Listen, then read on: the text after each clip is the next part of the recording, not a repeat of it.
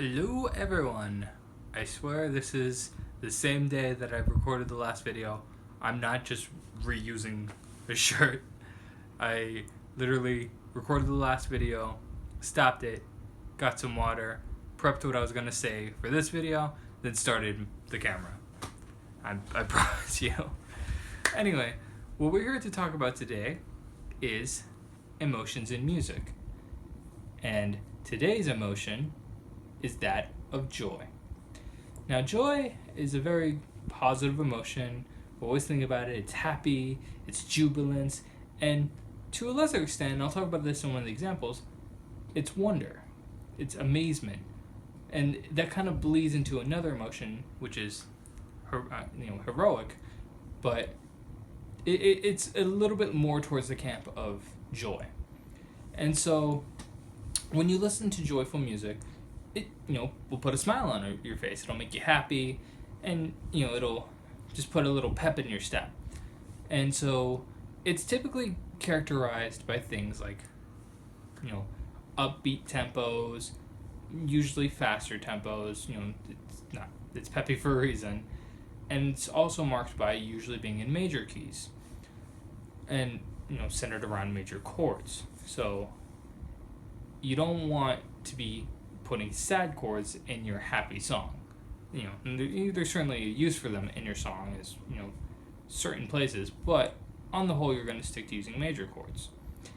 And so this allows for the emotions to make the person who's listening to them hear happiness, to get a certain sense of being in a good mood that the music is conveying, that is allowing them to feel what you're trying to say without actually saying it, telling the listener, you should be in a good mood, you should be happy, the world is beautiful, the sun is shining, the grass is green. If it's a good day, the grass is green. If it's not green, then that's not a good day. The sky is blue, everything's happy, the birds are singing, everything's great, everything's wonderful. And that's what's being expressed. You want to be in a good mood, you want to be happy. There's a fire in your belly making you want to just sing and dance and do everything positive, and it makes you feel good. And sometimes it will put a pep in your step when you're feeling blue, and you're feeling you might have been feeling sad, and so you're listen to something happy and it'll make you feel good. And it doesn't necessarily have to be telling you to feel happy with words. It just has to tell you, hey, this is the emotions that you should be feeling right now, because this is what we're trying to say with these notes and these chords that we're putting into this. So, gosh darn it, feel happy. I don't know why it's such a clean cut person. If it's someone writing music today, it probably won't be that polite. But it really hits you in the face. That's what's so interesting about more upbeat, joyous music. It's very in your face. It's not very subtle. It's kind of abrasive, honestly. And that's why it can be annoying if heard on repeat. And so what's important to keep in mind with it is that it wants to put a smile on your face. It makes you want to remember it and keep singing it. That's why typically happy tunes, joyous tunes are very catchy. And that's why you'll see them on commercials. Happy songs are really catchy, happy melodies. And there's no exact science to it and how to write a happy melody.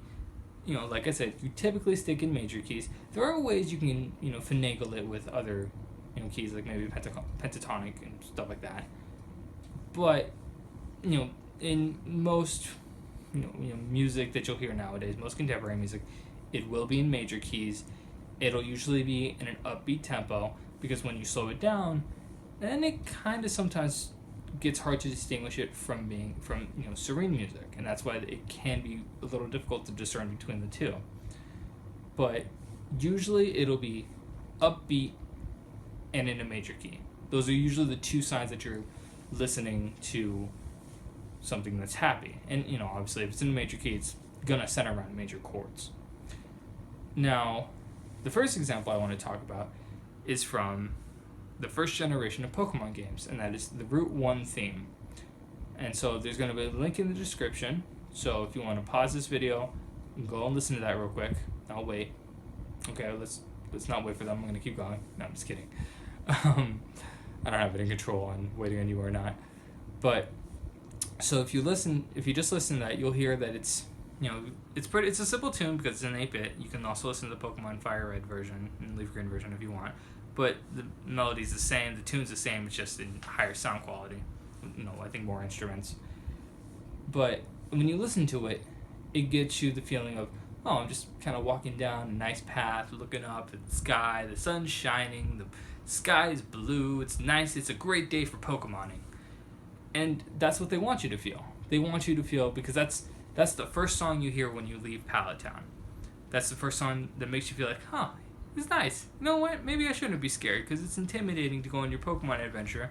I mean, you're 10 years old. I don't know what's the deal with the rules of Pokemon sending children out there. But, I guess it's a different culture. But you're going out and you have some trepidation. And you're thinking, oh man, I don't know. I'm really worried. And there's some monsters out here. But you go out there and you're like, oh, this is fine. This is nice. This is nice. I'm looking at the world and it's not that scary. I think I can handle this. And then you're attacked by a purple rat. And that's what it tells you. It tells you those emotions without saying, feel this way. Well, it does tell you that, but it's not actually telling you feel this way. It's in its own musical way saying, feel this way. Feel happy. We demand it of your soul. It's a little creepy when you get into it. The second example is kind of along the same lines of very in your face, very kind of annoying when you listen to it over and over again, and that is the Super Mario World theme. Now, full disclosure, Super Mario World is my favorite Mario game, by a pretty wide margin. I stand by it's better than Mario 3, but you can have that flame war in the comments if you want. But if you listen to it, which again, that's going to be in the description as a link. It's going to be the second one. I'm going to have it labeled. It's very, again, upbeat, using a major key, major chord. I don't know if they're actually using any chords. It's the Super Nintendo sound processor, so I don't even know if they can play chords. But basically, it's upbeat, to me, it sounds a lot like a carnival tune. It sounds like something you'd hear at a carnival, and it's kind of like, oh, I'm having fun. I'm going out there. I'm jumping on giant bullets and over mushrooms and turtles and jumping on this dinosaur guy and having fun with him. It's a great time to be had by all.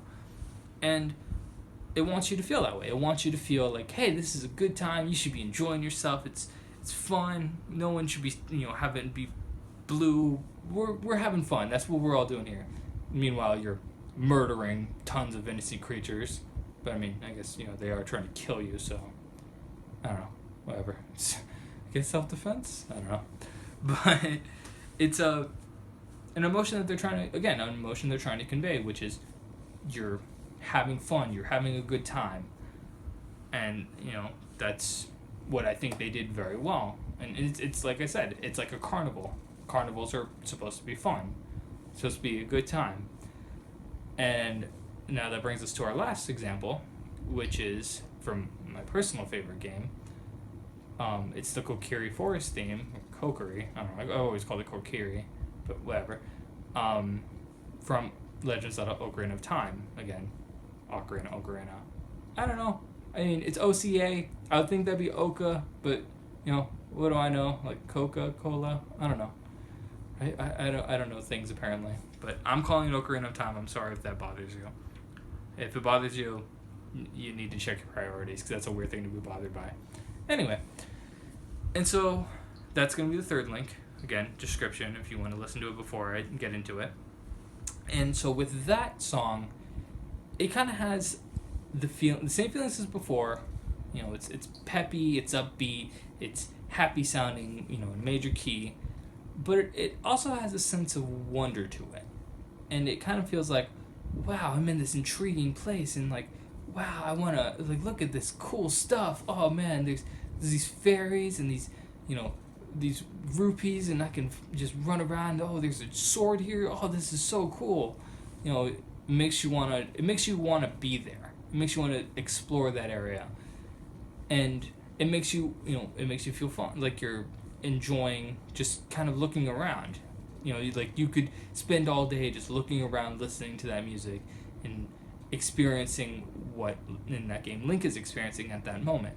It makes you feel part of that wonder that you assume Link would be feeling, and that's why it really is artistic. It makes you feel a part of, part of you is a part of the art. The art speaks to your soul. At least, that's how it is for me.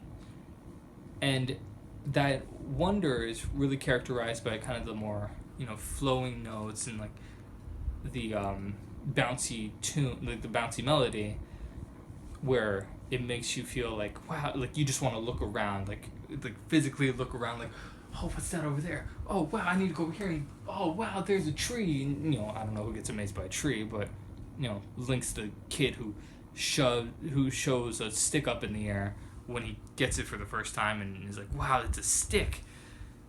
And he does the same for literally everything he gets the first time. And then in Twilight Princess it's even worse, because every time you loaded up your file, I won't get into that.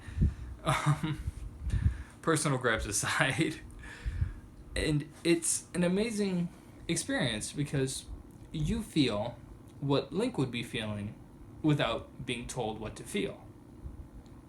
And you could argue, well, maybe you'd feel that, this emotion of joy without the music.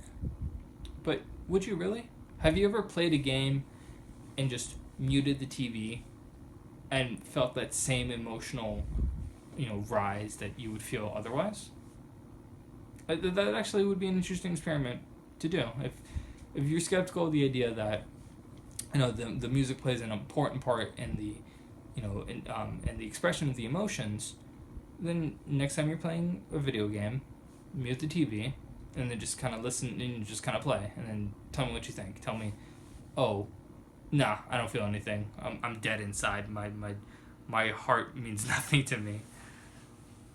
But, just this emotion of joy is it's probably the easiest to characterize and the easiest to recognize because it's, it's very obvious. It's upbeat, it's happy, it's, peppy, it has major chords, and it's simple to identify, but it is hard to kind of express necessarily what the feelings are, because you just feel, oh, I'm happy, and you leave it at that, but you don't really explore why you're happy. You just like, oh, I'm in a good mood now. I think it's important to analyze that with, like why certain notes and certain structures of music would give you that emotion. And, that's what I hope to explain with this series. But I think I've explained it as well as I'm going to explain it. So that was joy. Next up will be sorrow. And we're going to go from being very happy to very sad. But again, we will cover that next week. If you enjoyed this, please give it a like, comment, do all that stuff that everyone else tells you to do. I'm not original. But please let me know what your thoughts are on the examples, and what other examples you have of happy music that you'd like me to just take a listen to, or if you'd like me to analyze them, and maybe I can do a separate video talking about more examples of joy, or joyous music rather. And let me know if you disagree with me. I'd love to hear your explanations why. I'd love to hear your reasonings why you think maybe any of the songs aren't necessarily happy. But until then, I hope you all have a wonderful rest of your day, and I'll see you on the flip side.